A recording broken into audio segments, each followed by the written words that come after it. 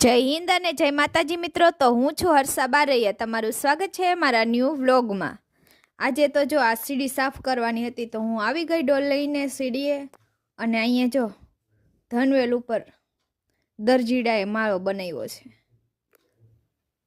અને પછી તો હું જો સીડી સાફ કરવા માંડી છું। આ દરરોજ સાફ કરવું પડે। અને અહીંયા જો ચક્કી, અહીં ચક્કી બેઠી ને અહીંયા જો દરજીડો માળો કરે છે।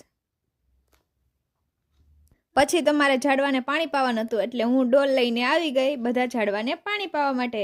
તો બધા એક પછી એક બધા ઝાડવાને પાણી પાઈ દીધું, ને આ ઝાડવાને તો નવરાવી જ દીધું આખે આખું।